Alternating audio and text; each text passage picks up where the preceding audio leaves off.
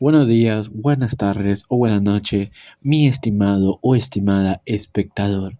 El día de hoy venimos con un nuevo tema de la introducción a la macroeconomía. En este caso, soy estudiante de la Universidad César Vallejo de la carrera de Economía y yo soy Guillermo Medina Juan Diego y yo me encuentro en la parte izquierda superior. Y este curso está a cargo del magíster José de la Rosa Orerique Torres. Y con esta breve información vamos a entrar a nuestro tema. Primero hay que entender que la economía es una ciencia que involucra al hombre y a su desarrollo dentro de la sociedad. Por ende, la persona interactúa con otros agentes económicos como empresas o el mismo Estado y como parte de esta relación busca obtener ventajas para sí mismo según las leyes del mercado. Entre ellos hay que entender que la macroeconomía estudia los aspectos globales de la economía, como los ciclos económicos, el crecimiento, la inflación o el empleo. Es decir, estudia la economía en su conjunto y analiza los diferentes agregados, ya que tiene un complejo y amplio campo de estudio que comprende expansiones, recesiones, la producción total, la tasa de inflación, el desempleo, la balanza de pago, etc., ya que éste analiza las políticas económicas y la variable de estas políticas que incluyen en dicho comportamiento, es decir, la política monetaria y fiscal, la cantidad de dinero, la tasa de interés, el nivel de deuda pública y el presupuesto del sector público. Y entre los principales objetivos que persigue este hermoso campo es fomentar el crecimiento rápido del Producto Bruto Interno, es decir, del PBI, bajar la tasa de desempleo, lograr la estabilidad en el nivel de precios y evitar el déficit fiscal. Y por último, administrar el tipo de cambio, es decir, el valor de la moneda extranjera en moneda. Y como primer punto vamos a tener la tasa de desempleo. Es la situación de carencia total de trabajo, sin empleo, disponible para trabajar y en busca de uno. De lo cual vamos a resaltar primero el desempleo abierto, que es una situación de carencia total, como ya se mencionó previamente, de lo cual le resalta a los cesantes, que son los desempleados con experiencia laboral, y a su costado los aspirantes, que son los desempleados que no tienen ninguna experiencia, pero que buscan un empleo por primera vez. Y a su costado tenemos la población ocupada, es decir, el conjunto de personas que se encuentran realizando algún tipo de trabajo, ya sea con un asalariado, o un sueldo o un salario monetario. En este vamos a encontrar la adecuadamente empleada, es decir, la gente que trabaja menos horas a la duración de una jornada laboral normal y que no desea trabajar más. Por otro lado tenemos la subempleada, es decir, que su ocupación es inadecuada respecto a su nivel de ingreso, donde tenemos dos, el subempleado visible que trabaja menos de una jornada laboral, pero desea y quiere seguir trabajando. Pero en cambio el subempleado invisible es que labora igual o mayor que el tiempo de jornada normal y que no tiene un ingreso como se establece, sino tiene un ingreso menor. Y todo esto se encuentra en lo que es en el PEA, es decir, la población económicamente activa. Como segundo punto tenemos la inflación. Esto es un fenómeno o un término muy conocido por casi todas las personas, pero que realmente consiste en el incremento generalizado y continuo del nivel general de los precios en la economía, por lo cual se desvaloriza el dinero y genera consecuencias negativas en la población. Pero entre sus causas tenemos la inflación por demanda, es decir, que se genera por un crecimiento excesivo de la demanda agregada, es decir, cuando la economía está en pleno empleo, ya que al haber una ocupación total de los factores de producción, el fuerte crecimiento de la demanda se traduce en la alza de precios. La segunda causa es la inflación de costos, que es causada por un aumento autónomo de algunos de los componentes del costo, como los salarios, los impuestos, los intereses y los precios de materias primas, etc. Y como tercera causa, tenemos la inflación importada, es decir, es la evolución de los precios internacionales en la inflación, que es causada fuera del país y cuyo costo depende de los precios de los comoditas. Pero también hay que entender que la inflación se clasifica en tres niveles. La moderada, que cuando los precios no se elevan más del 10%, es imperceptible y sus efectos son muy leves. Eso lo tiene casi todos los países. Segundo, tenemos la galopante, es decir, cuando los precios son igual o mayor que el 10% y si no se controla puede causar una gran crisis económica. Y por último, como tercera, tenemos la hiperinflación, cuando el incremento muy rápido supera el 1000%, incluso más, dando maneras drásticas y aumentando los niveles de pobreza y la gente retenga este dinero por miedo a caer en esa situación. También tiene conceptos asociados como la deflación, que es conocida como la inflación negativa, donde es la reducción generalizada de los precios de los bienes y servicios por una disminución en la demanda, lo cual reduce la inversión y eleva el desempleo. Otro tenemos la recesión, es cuando se manifiesta a través de una caída o un decrecimiento de las actividades económicas durante un periodo de tiempo, es decir, la reducción de la producción y el aumento nuevamente del desempleo. También tenemos la estaflación, que es un fenómeno donde se genera una recesión e inflación a la vez, que genera la elevación del costo de vida y el aumento nuevamente del desempleo. Y por último tenemos la reflación, que es donde el Estado genera en la economía una situación artificial y que crea una inflación mediante la política fiscal y monetaria por miedo a entrar a esta etapa de la deflación. La consecuencia de la inflación es la pérdida del poder adquisitivo, la búsqueda de una moneda más estable, una mayor circulación de dinero que disminuye la capacidad de ahorro y por ende se eleva el costo de vida y se incrementa la pobreza. Como tercer punto tenemos la balanza de pagos, que es un estado estadístico que resume las transacciones entre residentes y no residentes durante un periodo. Es decir, registra las transacciones económicas entre una economía y el resto del mundo, lo cual es el movimiento de bienes y servicios, así como los flujos financieros y las transferencias. Pero para eso hay que tener claros datos fundamentales, los créditos, que es toda operación que conlleva el ingreso de divisas, como las exportaciones, los débitos, que es la operación que conlleva la salida de divisas, como las importaciones, pero las divisas son las monedas extranjeras utilizadas en los intercambios comerciales y financieros internacionales. Todo esto es elaborado por el BSRP con el modelo y propuesta del Manual de Balanza de Pago del FMI, es decir, el Fondo Monetario Internacional, y todo esto se expresa en dólares. Ahora hay que tener claro que cuando el crédito es mayor que el débito, es una balanza de pago favorable. Cuando los dos son iguales, es equilibrada. Y cuando el débito es mayor que el crédito, es una balanza de pago desfavorable. Ahora, esta balanza de pago tiene una estructura. La primera es la balanza de pagos o la balanza en cuentas corrientes, que registra las transacciones ordinarias y permanentes. Esta tiene cuatro. Es decir, la balanza comercial, que registra el valor de las exportaciones e importaciones de bienes o mercancías. Y como se sabe, cuando las exportaciones es mayor que las importaciones es favorable. Cuando es igual, equilibrada, y cuando la importación es mayor que la exportación es desfavorable. La segunda es la balanza de servicios, que registra el valor de las exportaciones e importaciones de servicios. La renta de factores es aquel que registra el pago a los propietarios de los factores productivos y sobre todo el valor de los ingresos y egresos de la renta, como por ejemplo la ganancia de las empresas o los intereses de la deuda. Luego tenemos las transferencias corrientes, es decir, que registra el pago unilateral, es decir, las contrapartidas a las donaciones de bienes y servicios, incluso remesas. La segunda parte de su estructura es la cuenta financiera y de capital, que registra las transacciones que corresponde a los activos y pasivos financieros con relación a préstamos, amortizaciones e inversiones. De lo cual este consta del sector público, que registra los desembolsos y amortizaciones de la deuda pública externa y la variación de otros activos externos netos de largo plazo. El sector privado son los activos que comprenden la inversión directa y la inversión de cartera en el extranjero.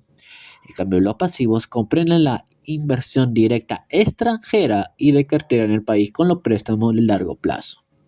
Y por último tenemos los capitales a corto plazo. es decir, que registra las transacciones de activos y pasivos del sector financiero y del sector no financiero a plazos originales menor o igual que un año. Siguiendo con la estructura, tenemos el financiamiento excepcional, que registra las transacciones correspondientes al sector público o no comunes, como la condonación, la reprogramación y el refinanciamiento. También nota tenemos la cuenta de errores y las omisiones netos, es decir, que registra las transacciones no registrables como la partida doble, el contrabando, el narcotráfico, ya que esta cuenta permite equilibrar la balanza. Y por último tenemos el flujo neto de reservas, que es una cuenta que registra las transacciones que realiza el BCRP con nuestras reservas internacionales. Como cuarto punto tenemos el Producto Bruto Interno, es decir, el PBI, que es el valor monetario de los bienes y servicios finales producidos al interior de una economía en un periodo determinado, que consta de cuatro partes. El primero es el valor de mercado, es decir, el precio al cual se le comercializa con su respectivo mercado. El segundo son los bienes y servicios finales. Un bien o servicio final es un artículo comprado por su usuario final durante un periodo de tiempo específico, que se diferencia del bien intermedio, que este es un artículo producido por una empresa, comprado por otra y utilizado como componente de un bien o servicio final. El tercero es producidos en un país, es decir, que únicamente los bienes y servicios producidos dentro de un país determinado se van a contabilizar como parte de su PBI. Y el cuarto es que durante un periodo de tiempo predeterminado, el PBI mide el valor de lo que se puede producir, es decir, durante un tiempo, como en un trimestre, un año o semestralmente. Y en este caso podemos hallar el PBI por medio del modelo de flujo circular, ya que esta economía comprende familias, empresas, gobiernos y el resto del mundo. Es decir, que las familias realizan los gastos de consumo, las empresas hacen las inversiones, los gobiernos compran bienes y servicios y el resto del mundo adquiere exportaciones netas, es decir, exportaciones menos importaciones. Las empresas pagan ingresos a la familia y este ingreso agregado es igual que el gasto agregado. Por ende, nuestra fórmula quedaría de la siguiente manera. Es decir, el PBI es igual al consumo más la inversión más el gasto gubernamental más las exportaciones netas, ya que este modelo es fundamental porque se basa en ello la contabilidad de las economías nacionales, o mejor dicho, de las cuentas nacionales. Y en este caso hay dos formas de medir el PBI. Por medio del método de gasto, que se mide como la suma del gasto de consumo, la inversión, el gasto gubernamental en bienes y servicios y las exportaciones netas y servicios. Es decir, como se puede apreciar en este gráfico, es todo lo que conlleva la parte derecha. Pero ¿qué pasa con el método de ingreso? Que este va a sumar los ingresos que las empresas pagan a la familia a cambio de los servicios de los factores de producción, es decir, por los salarios de trabajo, los intereses de capital, la renta por la tierra y las utilidades por las habilidades empresariales, ya que el interés neto, el ingreso por la renta, las utilidades corporativas y el ingreso de los propietarios se obtienen por la capital y la tierra, y estos ingresos de factores están representados mediante el flujo o FIF, ya que en conjunto estos ingresos van a constituir el ingreso interno neto a costo de factores, que es el costo de los factores de producción utilizados para los bienes finales, ya que estos se van a diferir del costo por los impuestos indirectos y los subsidios. Hay dos tipos de PBI. El PBI real es el valor de los bienes y servicios finales producidos en un año determinado, valorados a los precios de un año base de referencia. En cambio, el PBI nominal es el valor de los bienes y servicios finales producidos en un año específicos, valorados a los precios de ese año, ya que el PBI nominal valora la producción de bienes y servicios a precios corrientes. En cambio, real valora la producción de bienes y servicios a precios constantes. Es decir, por ejemplo, en el gráfico de acá se puede apreciar que en el año 2019 tenemos un PBI real del 100%, pero en cambio del 2014 de 300%. Pero en serio, vamos a basarnos en que nuestra base va a ser el año 2019, teniendo un PBI del 160. Ahora, el PBI real tiene uso y limitaciones. El primero es el estándar de vida a largo de tiempo. Es decir, el PBI real por persona o el PBI per cápita es el PBI real dividido entre la producción, ya que este nos indica cuál es el valor de los bienes y servicios que la persona promedio puede disfrutar, ya que esto nos va a permitir eliminar cualquier influencia con el incremento de precios. El segundo es el crecimiento del PBI potencial per cápita. Es decir, el crecimiento del PBI potencial per cápita es el nivel máximo del PBI real que puede ser producido evitando al mismo tiempo la escasez de trabajo y que pudieran provocar un aumento de la inflación. Ahora, con este aumento porcentual, nos vamos a basar en este gráfico, ya que al haber un aumento porcentual del PBI real de un año a otro, este se va a llamar un crecimiento económico, que indica cuánto creció la producción real del país de un año a otro. Y cuando la producción aumenta, si no disminuye, se llama contracción y recesión económica. Y como se puede apreciar en esta imagen, tenemos un PBI real per cápita, el consumo de una persona, pero también llega a su punto máximo, el PBI potencial, ya que este tipo de gráficos nos van a permitir esclarecer más estos tipos de la macroeconomía. También tenemos las fluctuaciones del PBI real, es decir, el ciclo económico, ya que este suele ser irregular y no es algo que se puede predecir. Pero tenemos la expansión, que es el periodo en el cual el PBI real se incrementa. En su fase inicial de una expansión, el PBI real regresa al nivel de PBI potencial, y a medida que se desarrolla la expansión, crece hasta que el PBI real excede al PBI potencial. También tenemos la recesión, que es un periodo de disminución significativa de la producción, el ingreso, el empleo y el comercio total, cuya duración por lo general se extiende de 6 meses a un año.